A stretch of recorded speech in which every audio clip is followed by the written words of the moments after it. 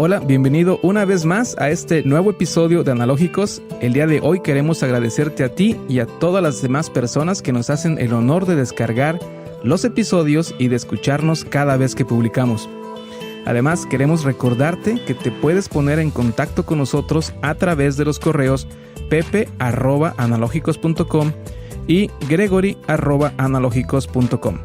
Nos hacen el día cada vez que interactúan con nosotros, así que se vale recordar que se aceptan sugerencias, comentarios y también, ¿por qué no?, cualquier petición de algún tema que quisieras que nosotros platiquemos. Así que el día de hoy, como ya es costumbre, además de un honor y placer, toca el turno de presentar a Pepe. Pepe, bienvenido. ¿De qué nos vas a platicar el día de hoy? ¿Qué tal, Gregor? ¿Cómo estás?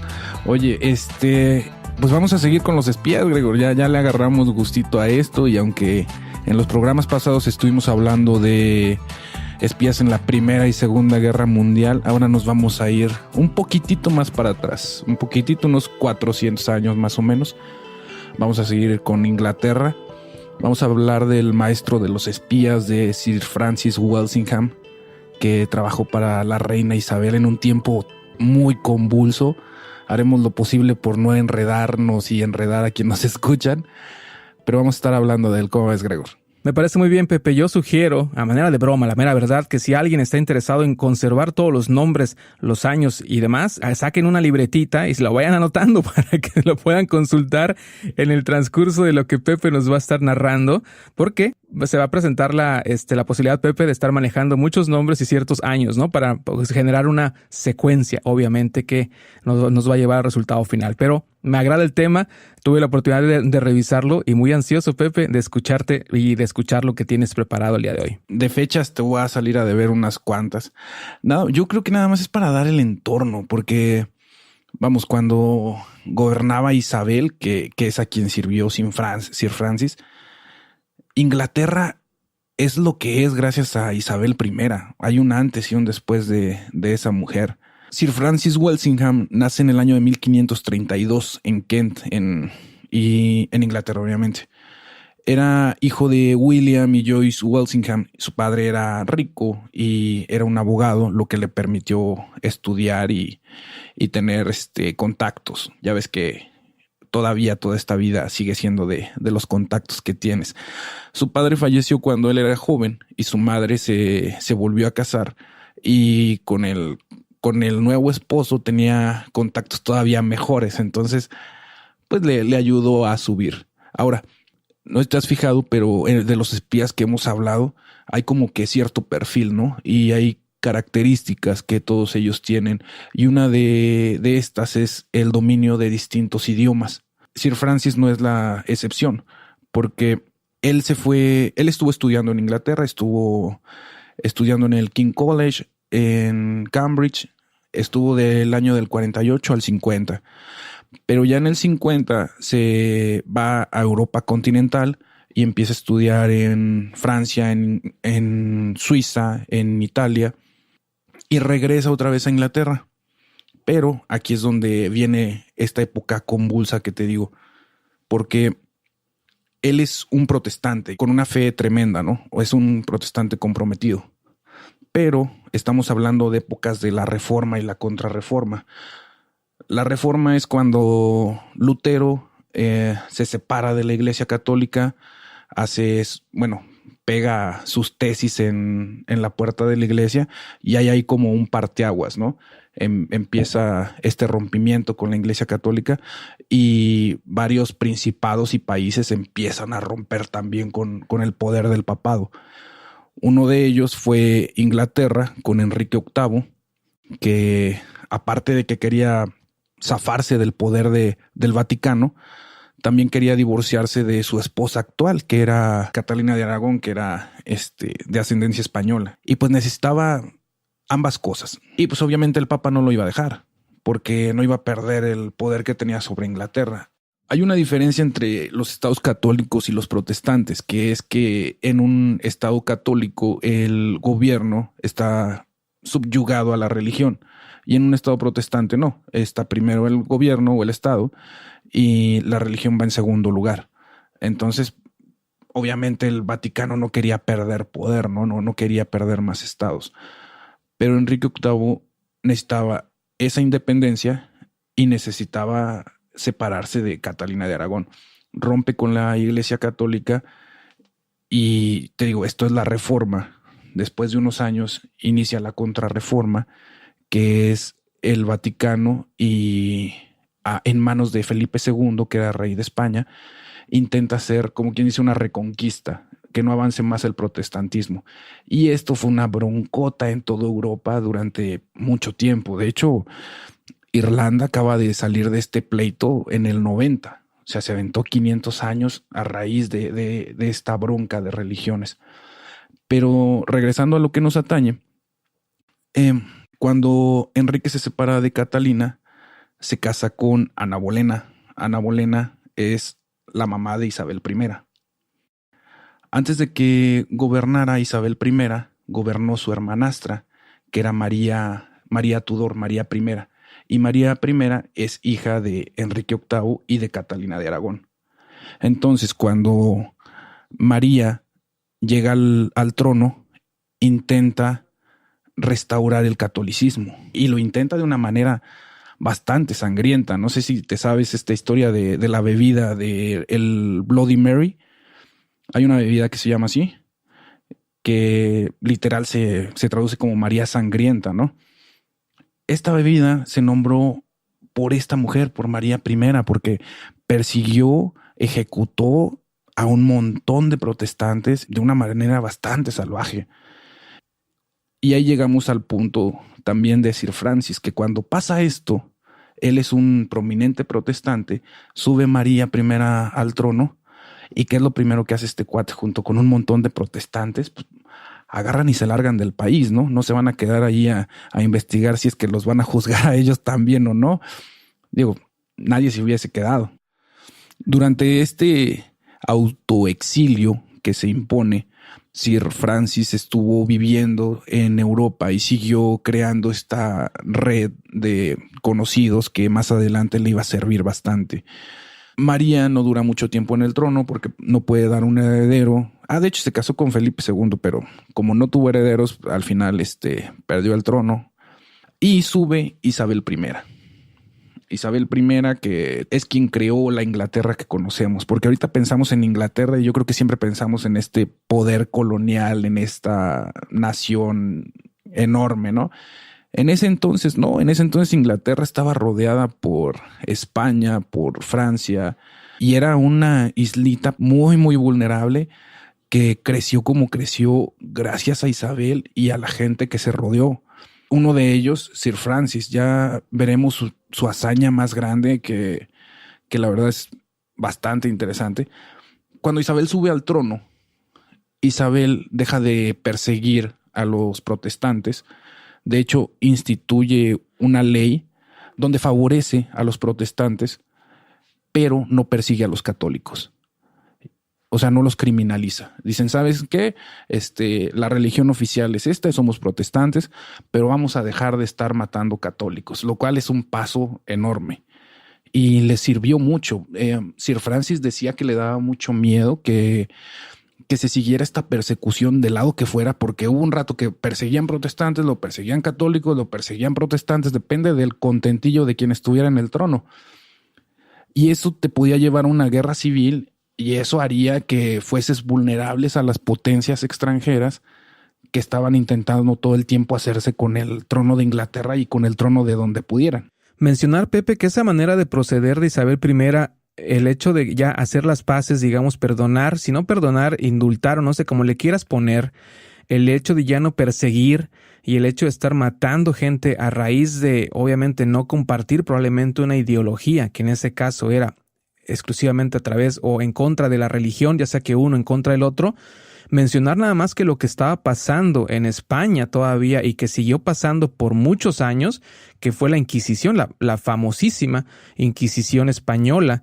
Entonces ya el hecho de ella decir, ¿sabes qué? Hasta aquí, ya nosotros no vamos a actuar de esa manera, no vamos a cometer esa barbarie, ya hablaba mucho obviamente del proceder y forma de pensar y también, no sé, si meterlo hasta incluso los valores personales de esta reina en particular. Sí, por supuesto, Gregor. Y no solo de la Inquisición, porque también había un ala radical del protestantismo que no se sabe mucho, pero que también quemaron algunas personas. O sea, y ella lo que hizo más bien fue ponerse en un punto medio. Decir, ¿sabes qué? No vamos a estar del lado radical ni de los católicos ni de los protestantes. Si bien la religión oficial es el protestantismo, no vamos a estar criminalizando a los católicos. Porque radicales, tú sabes que radicales siempre hay en todos lados, en todos los movimientos. Y había radicales en el protestantismo y en el catolicismo. Y ella se puso en un punto medio. Y sí, como dices, tiene mucho que ver con el carácter de esta mujer, que era un genio. Espero en algún momento también poder hacer un programa sobre estos reyes. Quiero hacer uno sobre las reinas que formaron países como ella, o como Catalina la Grande de los rusos, obviamente, y mujeres así que han sido muy, muy importantes. Esta situación hizo también crecer a Inglaterra. Ahora, cuando ella, te digo, sube al trono, pues obviamente Sir Francis regresa a Inglaterra porque ya no está en peligro, ya no es perseguido, y entra en la política porque era un hombre educado, de buena familia, etcétera, etcétera. Él es miembro de la Cámara de los Comunes, que es como el equivalente en México sería como el de la Cámara de Diputados, por decirlo de un modo. Estuvo durante unos cuantos años en la política, pero en el año de 1568, Sir William Cecil, que era un político prominente, si bien él no tenía sangre real, tenía un puesto importantísimo y manejaba todos los hilos. De él también podríamos hacer un programa de espía, porque él se dedicó a conseguir información y demás. Y Sir Francis fue uno de sus mejores reclutas, uno de los más valiosos. Le ayudó a salvar la vida de Isabel en más de una ocasión y le ayudó a salvar a la nación completa. O sea, es otra vez uno de estos espías que ayudan a que su país esté y sea quien es. O sea, así como Sorge ayudó a que la URSS sobreviviera y fuese este país potencia que fue durante tantos años, del mismo modo Sir Francis ayudó a que Inglaterra no se perdiera, porque hubo un momento que estuvo a punto, bueno, no a punto de desaparecer, pero ya los españoles iban con toda la intención de desaparecerlos. Antes de eso, Sir Francis aprovechó toda esta red de contactos que tenía al haber estado viviendo tantos años en Europa. Pues obviamente conocía a gente en distintas posiciones, y él usaba como espías desde los aristócratas hasta los vendedores de mercado, hasta ladrones. Él no le importaba de dónde viniese la información mientras la pudiese obtener él. Gracias a estas habilidades fue que pudo descubrir la conspiración de Ridolfi, que es un florentino que buscaba el matrimonio entre la reina de Escocia, que era católica y que podía acceder al trono de Inglaterra. Ella se llamaba María Estuardo. La quería casar con Thomas Howard, que era un católico inglés. Y querían hacer una invasión a Inglaterra con 10,000 hombres, 10,000 soldados, tumbar a Isabel y poner en el trono a María Estuardo. Y otra vez regresarlos a ser católicos y otra vez que estuviera en la esfera de poder del Vaticano, ¿no? Pero Sir Francis descubre esta conspiración, detiene a este florentino, lo encierra, pero no pudieron obtener pruebas contra él. Ya cuando obtienen las pruebas contra él, que agarraron a su mensajero, donde llevaba cartas que explicaban toda esta conspiración, Ridolfi ya no estaba en Inglaterra porque ya lo habían soltado y no volvió a poner un pie ahí como cualquiera hubiese hecho, ¿no? Porque ya lo habían torcido. Después de esto, Isabel nombra a Sir Francis como embajador de Francia en el año de 1570. Dicho puesto lo mantuvo hasta 1573. Una de las funciones que iba a cumplir ahí era llevar las negociaciones para un matrimonio que estaba concertando Isabel. Ahora, Isabel todo este tiempo, porque ella nunca se casó, ella siempre se proclamó como la reina virgen. Y pues a ver, aviéntate a decirle a la reina que no es virgen si no se ha casado. Yo creo que no le podías llevar la contra, ¿no? Son cosas de las que nunca vas a decir que es una mentirosa, por supuesto. No. No, aparte, en ese rato, si querían, te colgaban y te descuartizaban por cosas mucho menores. Pero Isabel fue inteligente. O sea, ella sabía que si se casaba, perdía el trono. En cuanto se casara, porque ella tenía propuestas del mismo Felipe II, tenía propuestas de otros reyes que lo que querían era absorber la corona inglesa, ¿no? Pero ella se los fue mareando, se los fue así como el cielito lindo. No les decía que sí, pero no les decía cuándo. Oye, Pepe, ¿a qué se debe que el casarse con ella implicaría que el otro país, digamos que la otra corona, absorbiera la corona inglesa y no viceversa? El detalle es que había una sospecha de bastardía por el lado de Isabel, porque su mamá, Ana Bolena, fue ejecutada por traición. Y entonces, como fue ejecutada por traición, se decía que Isabel podría no ser hija de Enrique VIII. Y con este puro detallito ya estaba en desventaja. Esa era la bronca mayor, creo yo. Ok, bueno, así que ahí está la duda resuelta en este caso. A mí sí lo tenía, obviamente. Me llamó luego la atención, perdón, Pepe, decir, bueno, ¿por qué? Pero en fin, síguenos contando. Ya queremos llegar a lo que el Sir Francis también estaba haciendo por esos lares. Te digo, estaba en París y tenía estas negociaciones de matrimonio, pero en el año del 72 sucede algo muy malo en Francia. Se da, dentro de esta guerra de reforma y contrarreforma, se da un asesinato terrible contra los hugonotes, les llamaban en Francia, contra los protestantes en el año del 72, que es la matanza de San Bartolomé, y fue ordenada por el mismo rey francés. Masacraron a cuanto protestantes se encontraron en la calle y sacaron de sus casas. Y pues esto es brutal, ¿no? Por donde lo veas y por la razón que tú quieras, ya sea religiosa, ya sea por raza, ya sea por donde tú lo veas. Este hecho obviamente también afectó el carácter de Sir Francis, y él ya sabía que no quería una guerra civil en su país. En cuanto vio esta matanza y esta persecución, él estaba en la embajada y también se dedicó a salvar a las personas que pudo. Pero este hecho lo marcó muchísimo, y él no quería que Inglaterra cayera en eso. Y yo pensaba que una vez que había visto esta matanza, lo primero que iba a hacer era regresarse a Inglaterra, ¿no? Pero no, el hombre le ordenaron seguir ahí durante 1 año y medio más, 2 años, no, más o menos ese tiempo. Y él estuvo recopilando información, siguiendo con su trabajo, creando estas redes de espionajes. Ahora, el espionaje estaba naciendo, ¿no? Si bien ha habido espionaje desde épocas bíblicas, porque tal cual están los 2 espías de Israel o 3 espías, en ese momento pues estaban empezando a usar técnicas que ahorita seguimos usando, como estos criptógrafos que se dedican a descifrar mensajes que están en clave. Tenía especialistas que se dedicaban a romper los sellos de las cartas. Ya ves que las cartas antes iban con un sello de cera.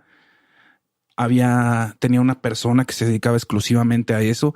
Podía romper los sellos y podía volverlos a pegar, y el destinatario jamás se enteraba que lo habían tocado. Y tenía aparte a los que descifraban estos códigos, porque si la carta iba en código, y tenía a unos especialistas que se dedicaban a falsificar la letra. O sea, armó todo un conjunto de herramientas y personas de algo que no existía. Él dicen que su nombre, su puesto era secretario de Estado, pero sería el equivalente como si fuese el jefe del MI6, que en ese entonces ni siquiera existía, ¿no?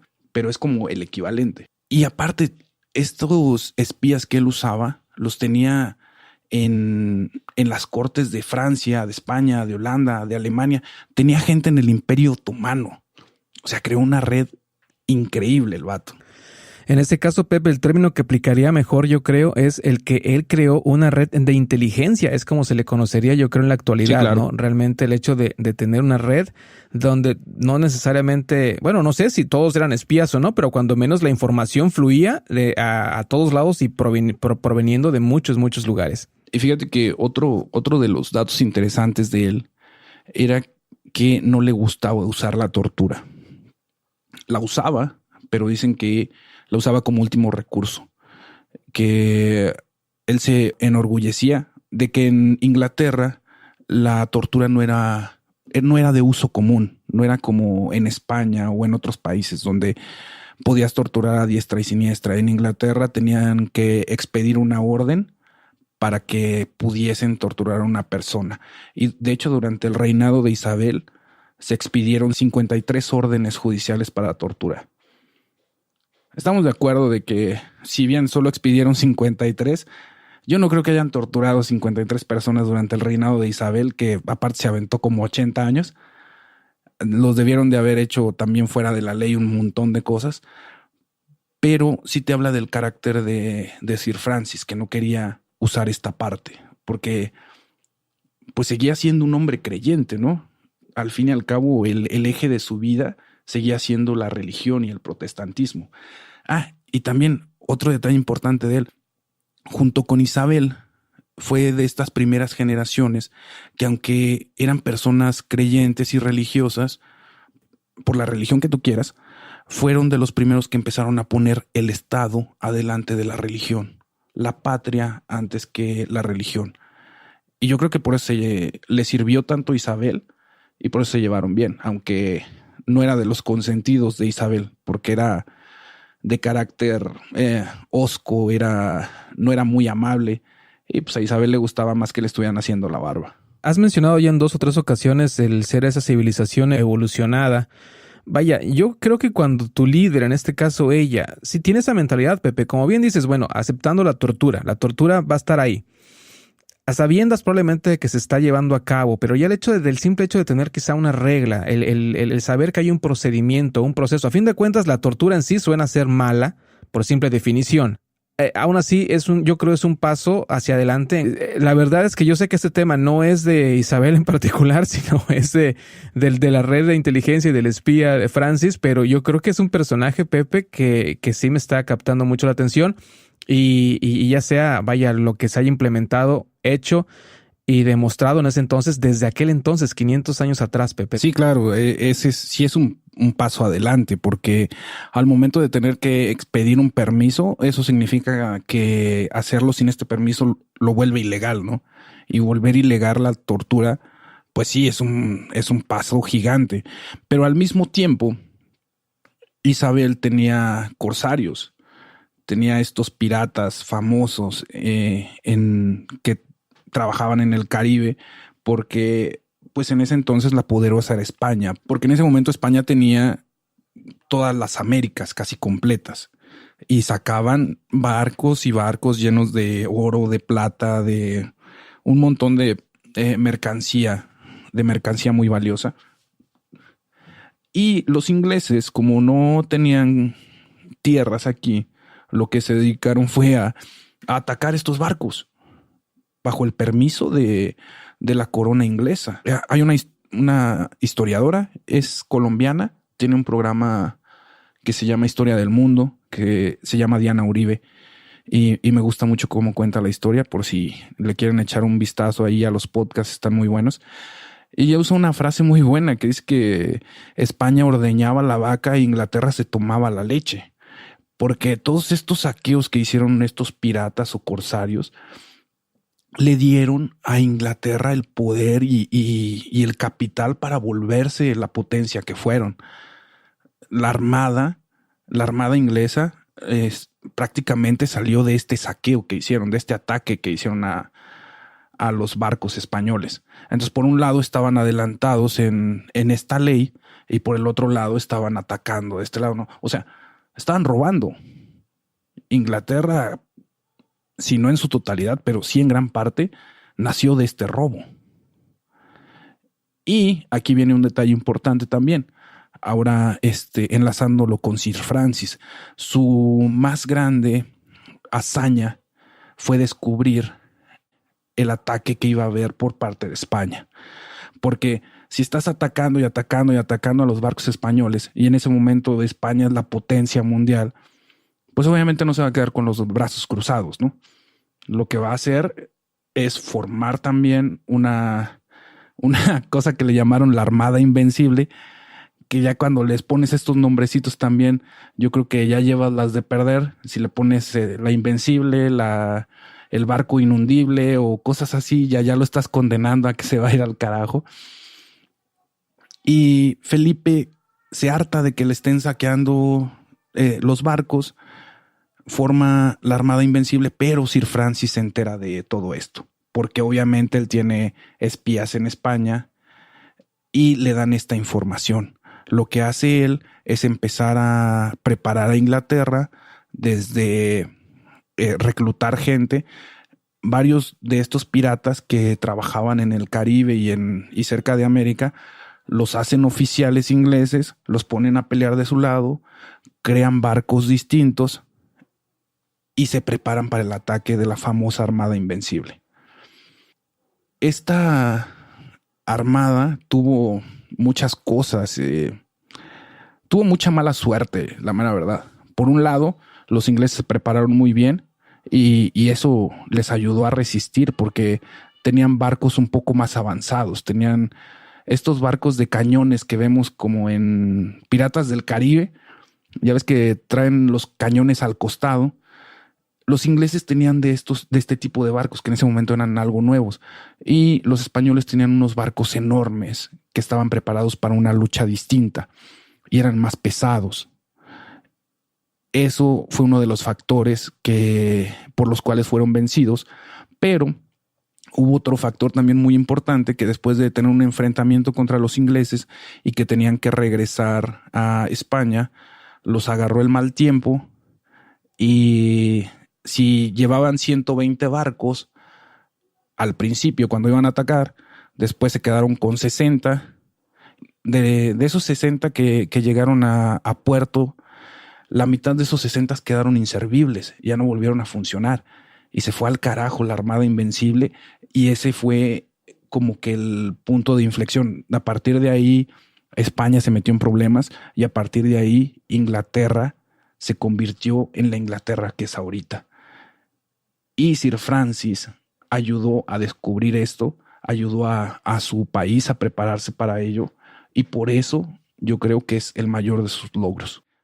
De hecho, Lord Henry Seymour lo reconoció, le dijo que lo que hizo por Inglaterra es una deuda que jamás le iban a poder pagar. Él le dijo: has hecho más con tu pluma que cualquiera aquí en nuestra fuerza naval inglesa contra sus enemigos. Otra vez la pluma más peligrosa que la espada, Gregor. Sí, de hecho, y en este caso estoy leyendo algo que también me llamó mucho la atención, que él mencionaba, es una como de sus frases, de hecho, que he encontrado en internet, que menciona que él decía que el conocimiento nunca es demasiado. La traducción literal sería demasiado querido. Yo lo dejaría nada más en demasiado. En demasiado. Ajá. Es decir, entre más sepas mejor. O sea, nunca es demasiado el que sigas queriendo conocer, ¿no? O sea, ya sabes, tienes que saber más. Nunca es suficientes. Podría ser probablemente otro tipo de traducción que le pudiéramos dar. Sí. Pero fíjate que lamentablemente él, a pesar de todo este servicio que dio y de haber servido tanto a su país como otra vez como algunos de los espías que hemos visto, él falleció pobre, empezó a enfermarse, se cree que de cáncer, pero pues en ese momento obviamente no estaba diagnosticado como cáncer, y tenía deudas, Gregor. Uno creería que al haber trabajado pues casi directamente para Isabel, porque nada más había un nombre entre Isabel y él, nada más había uno. Entonces esta cercanía uno creería que podría haber vivido holgadamente. Ahora, también parece ser que no era muy bueno con las cuentas y que esa fue una de las cosas que lo hizo caer en la pobreza ya cuando estaba en sus últimos años. Aparte de que te digo, Isabel tenía a sus favoritos y a sus favoritos les daba todo. Y aunque Sir Francis le sirvió muchísimo, te digo que era medio hosco, no era carismático. Entonces, eso no le ayudó. No obtuvo el favor de Isabel y lamentablemente no fue tan reconocido. Él fallece el 6 de abril de 1590. Pero si bien no fue tan reconocido en su país, cuando le llegan estas noticias a Felipe II, que era el rey de España, le llega una carta donde le dicen: el secretario Walsingham apenas ha muerto, lo cual es una pena ya. Y dicen que Felipe puso al calce de esta carta.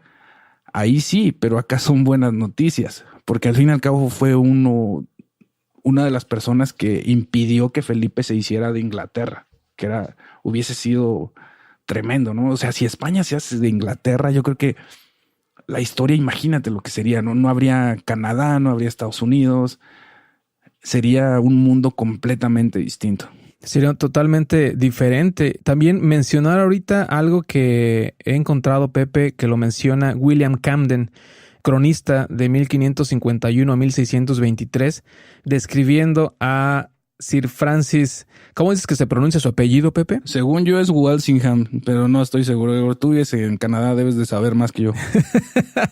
Pero no de esas pronunciaciones, Pepe. No sé de esos nombres, pero en fin, cada uno, aunque suene luego, o aunque aparente ser de una lectura muy simple, hay unas maneras de pronunciarlo que uno no se sospecharía, Pepe. Pero en fin, William Camden escribió: fue un buscador sutil de secretos ocultos que sabía muy bien cómo ganarse la mente de los hombres. Él vio a todos los hombres, pero ninguno de ellos lo vio a él.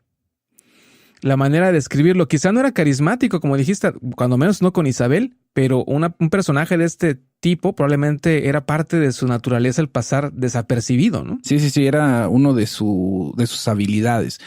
Y sí, como bien dice, él prefería sacarle la información al enemigo o a estos espías que luego, ya ves que había espías dobles, ¿no? Él prefería convertir a estos espías que descubría. En vez de, por ejemplo, encontrabas un espía de un país enemigo, la mayoría lo que hacía era agarrar, torturarlo y sacarle toda la información que pudieran. Él no. Él veía la oportunidad de convertirlo, de hacerlo trabajar para él. Entonces tenía ganancia doble porque, una, tenía información de primera mano y dos, podía meter información falsa al otro país. Y era un tipo de lo más astuto, eso que ni qué. ¿Cuál fue, tú crees, la repercusión que tuvo este espía en particular? Bueno, ya lo hemos nombrado como el espía maestro.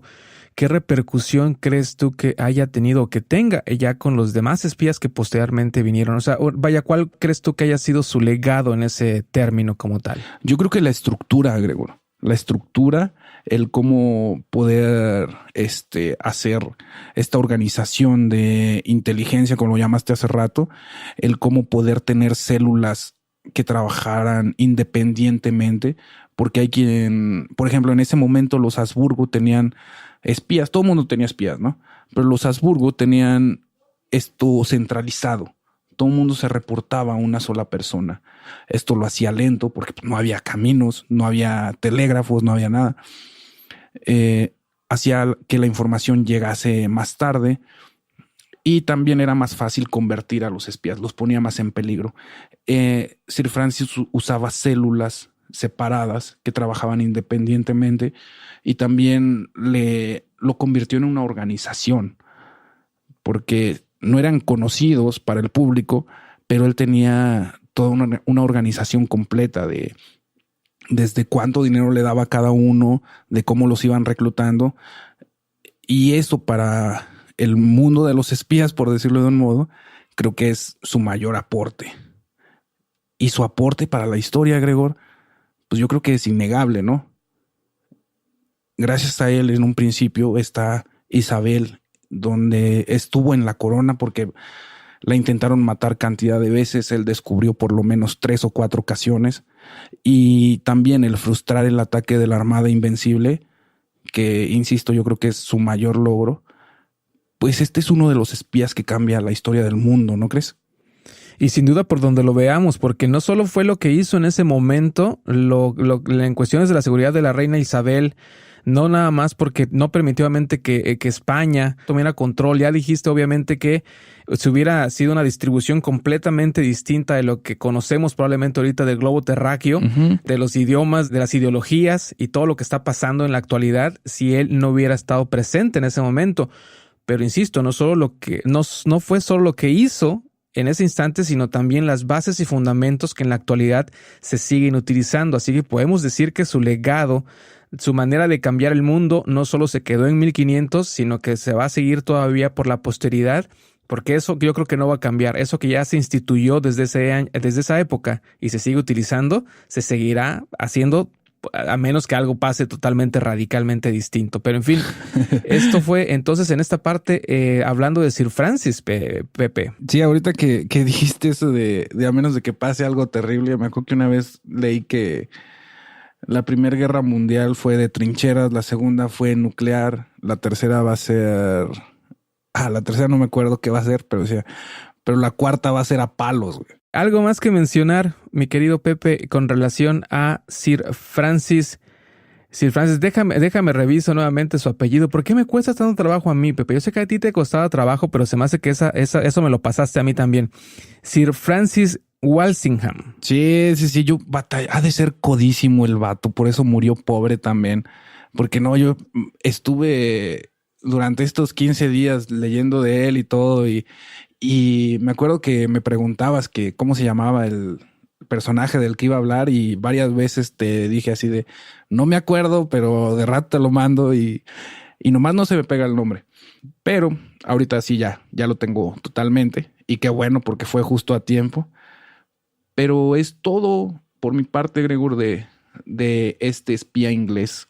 Seguiremos todavía en un futuro, Pepe, platicando de espías. Sí, todavía quedan varias historias por ahí. Hay, por ejemplo, el espía que tuvo que ver con el proyecto Manhattan y la bomba atómica.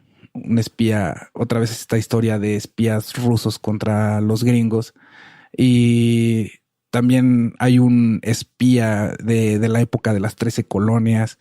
Hay historias por ahí todavía muy interesantes. ¿Se limitará, Pepe, a puros espías de la vida real o también vas a hablar en su momento de espías de esos que se han escrito probablemente o inventado? Fíjate que sería una dinámica interesante, ¿no?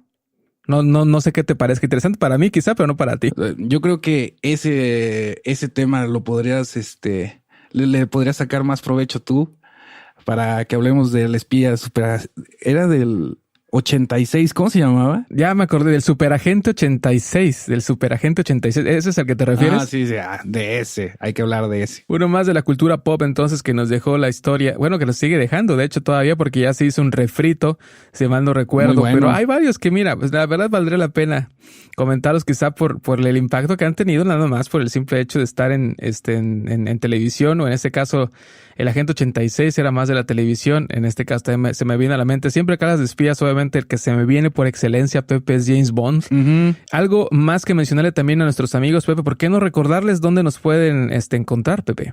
Ya saben, en las clásicas redes que tenemos, estamos en Facebook, tenemos nuestra fanpage, si nos quieren mandar mensajito por ahí, en Analógicos, tenemos la página analógicos.com, que es como el centro neurálgico. De ahí nos vamos hacia todos lados. También estamos en Twitter como Analogicast. Tardé como 5 programas en aprendérmelo, pero ya me los he corrido. Y los correos, que es el contacto más directo también. Nos pueden mandar correo a pepe@analogicos.com y a gregory@analogicos.com. Pepe, también mencionarle a todas las personitas que nos escuchen, próximamente nuestra página de analogicos.com va a tener un cambio.